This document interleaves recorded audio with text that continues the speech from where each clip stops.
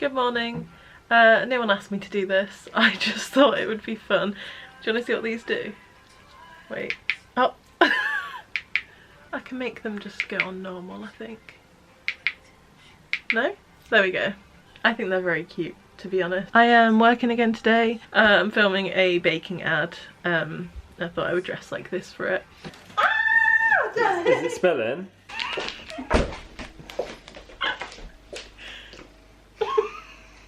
What a palaver this is. Mmm. Is it actually nice? Yeah, that's actually really good. So funny story. By the way, I wear glasses. I mean, like, a lot of the time I wear contacts, but also a lot of the time I wear glasses. But as you can see, the light reflects off them and it really annoys me. So whenever I'm filming, I take them off. I just feel like I'm lying to everyone. Also, real quick, I'm going to make sure I don't do that thing in this video too much where I'm just talking to the camera. I just have a lot to say all the time. But the other day I was talking about Skin and Me. Actually, did I leave that in? I might have cut that out of the last video. I was basically saying that I take Skin and Me and then I stopped taking it for like 2 weeks because I lost it, and that's the reason I have a spot again, even though my skin is clear now. Another thing that's a bit annoying about it, I really love it. Like, let me just say, I could not recommend it enough. It has done wonders for my skin. It is amazing, it's so incredible. However, because of the treatments in it, and this would be the same if you use the treatment separately, it's not a Skin and Me thing, it's just certain like acne treatment acid type things do this. It basically like thins your skin or something, or like makes it sensitive. I don't know the science, but the point is you can't get your face waxed while you're using it because it will just rip your skin off, and I learned that the hard way, so I don't do that anymore. But it does mean I have a little mustache now, and I spoke about this on Instagram the other day. I'm just going to show you though, because I feel like you can't see it properly. Like, do you see that? Like, I've always had a hairy face, obviously, because I'm Indian. I say obviously, maybe not all Indian people do, but like a lot of them do. We just have thicker hair and stuff. But like, this is a full-on, that's a full-on mustache, look. Wow, so that's like a new update. This is, I look like a 15-year-old boy. That's a really big tower. Yeah, I did that one. You did that one? Mm-hmm. Okay, it's less impressive then. You put one down, so it's my turn. Do I have to drop it? Mummy's turn. Now it's your turn. My turn. Your turn.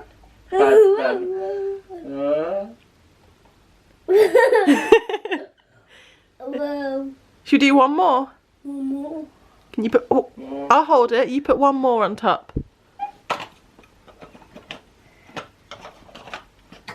It looks like it. You know, you're going to try and put that on? And this one. Okay. Oh, you're doing that next to it. That's clever. That's clever. And this one only. Shall we? Woo!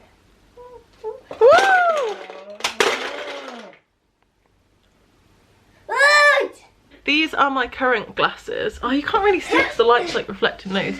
These are my current glasses. They're the Kylie Minogue ones from Specsavers. And I got sent some more. I'm actually scared to try them on. What if they really don't suit me? I'm doing a Specsavers campaign, so they sent me some. To be fair, I picked these out, but I didn't get to try them on. I think I like them. Why, what's that face? Them. Are they nice? She's smiling at you. Oh, I'm not used to seeing that. I think I like them. They haven't got anti-glare on them, so. No, they're not going to tell. It's glaring a lot.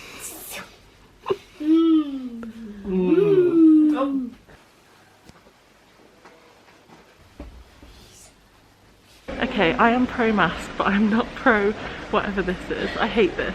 Was your mum on about getting? I don't know, I can't actually see right now. They're very thin and long. Look at that. It's good. Look, the tiger fish. That is a big fish. It's rolling. It goes rolling, yeah. What colour is it? What colour? A carrot. There's a carrot, yeah. Who's going to go rolling? What? That one's a gerbil. He's going spinning.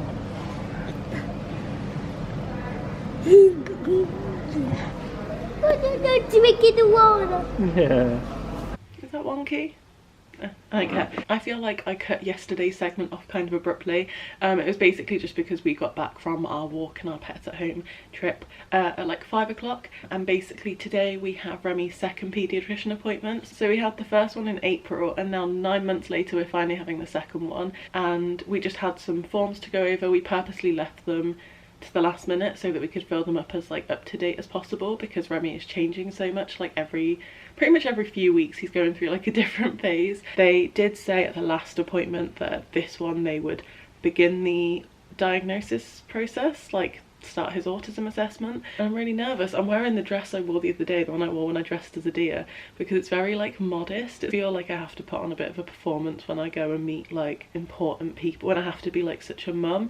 And I know that's really daft. Like obviously I've spoken about like the portrayal of motherhood and like the perception of mums and young mums especially before, and like mostly like day to day I'm happy and confident and comfortable to still go out wearing like band merch or, you know, ripped jeans or whatever it is I fancy wearing. I don't have an issue with dressing in any particular way, but I do feel like when it comes to things like this I want to be like taken more seriously, so I like dress more seriously. And I know that's probably really silly, but it's actually probably not that silly, because a lot of people have a lot of biases even if they didn't realise that, so I think that's why I do it. But yeah, cool. I'm rambling again. Let me do a quick recap. Cannot see a thing right now. I've not got my glasses on. I'm blind as a bat. I know I've just washed my hair, so it's a bit messy, but it was fine. The actual appointment itself was fine. The part where like I spoke to the paediatrician about Remy and answered all of his questions, that part went on for like half an hour and that was all fine. And actually from the sounds of it, it sounds like after one more of these appointments we're going to get an answer, and by an answer I think he meant a diagnosis. Obviously at this point I'm 99.999% convinced that Remy is autistic, but yeah, we just need like the official diagnosis. The paediatrician is really great, so all of that part was good. However, we went in, just me and Remy, because you're only allowed one parent at each appointment, which is really annoying because having been in the building now, I know that Danny could have definitely come with us for the first part, like just to get us upstairs basically, and next time Danny is coming with us to get us up those stairs.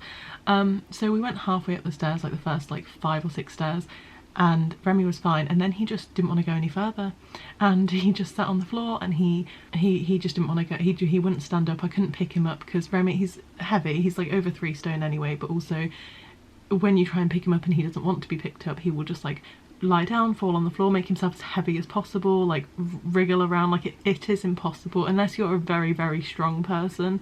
It is impossible. Like even Danny can't pick him up when he's doing that. But something about the place obviously was throwing him off, and he didn't want to carry on up the stairs, and I was having a nightmare because we've waited 9 months for this appointment, and if we missed it I don't want to have to wait 9 months again. So I was like sat down on his level, and this guy, this absolute job's worth, came over and was just like, you can't sit in the stairs. And I was like, we're obviously not fucking sitting here like relaxing, trying to have fun. I was like, yeah, I'm not intentionally sitting in the stairs. I'm just trying to talk to my son because he's really upset and I just want to get him up the stairs for our appointment that we're going to be very, very late for. And this guy was like, yeah, you can like go sit over there. There's a child's waiting room over there, like back down the stairs. And I was like, no, you're misunderstanding me. I need to go up, not down. I need to go up. I need to get to this appointment. Can you just leave me for a minute while I talk to my son? And he was having none of it. And he was really like, I was obviously really upset anyway. I was feeling very, very anxious and panicked and worried, and then like he came over and just made it worse. But thankfully like this woman that was going down the stairs stopped and spoke to him and was just like, can you leave her alone, like she's obviously dealing with something here and like you're making it worse, blah blah blah. And thank God for that woman, like she was so kind. But while that guy was talking to me, I'd burst into tears and was just, because I was so overwhelmed, I didn't know what to do. It was just very typical that it happened when, you know, we were trying to get to this appointment, and I really felt bad for him as well. At one point I was literally considering leaving him there just so I could go to the reception upstairs and be like, hi, we're here, please don't like cancel our appointment or whatever. I ended up going back down the stairs, left Remy where he was because I could see him, went back down the stairs to a receptionist downstairs, asked her to tell the upstairs that we were here. And then after a few minutes, someone from upstairs came to us on the stairs. Long story short, we got to the appointment. We were like 15 minutes late, but thankfully he still saw us. And like I said, the whole appointment bit was fine, but then we had we had a nightmare again at the end, like getting out. It took us about half an hour, 40 minutes to do like a 2-minute leaving of the building. However, that kind of was a good thing because the paediatrician saw this meltdown, and as bad as it sounds, that's a good thing because, you know, I can say all of these things that Remy does and the challenges he faces and why I think he's autistic and why I think he needs support, but until they see it firsthand, I don't think it has as much weight. So I am actually really glad that the paediatrician saw his kind of second meltdown and saw the challenges that he has and like where it comes from and like where he gets overwhelmed and things like that. So I think that can only really be a good thing. But yeah, overall it was a good appointment. The paediatrician is great. I like can't be more grateful that we have a paediatrician like him. I can hear that my Chinese food's just arrived, so I'm going to cut this short because I am hungry. Hopefully he will be diagnosed before he starts school, which would be incredible, because we were just told time and time again he's never going to get diagnosed before school. They don't diagnose before school age. Like at the very earliest he's going to be 5, you know, but he's currently 3, so if he can get diagnosed when he's 3, that would be amazing. Or 4, either way, just before school would be really good. Yeah, I think that's everything I have to say. I'm probably going to end this video here. Tomorrow I am very excited. I've planned like a Christmas do for freelancers and stuff. Just hit Danny's Christmas present. Yeah, I planned a Christmas do for freelancers and self-employed people that live in Nottingham and the surrounding areas, and I'm really excited. We're going to Oscar and Rosie's and we're going to have loads of pizza and drinks and stuff, and I think it's going to be really fun. You will see that, not tomorrow, you'll see that in the next vlog, and I hope you've enjoyed this one, and thank you for watching. Like it if you liked it, blah blah blah. Follow me on Instagram if you don't.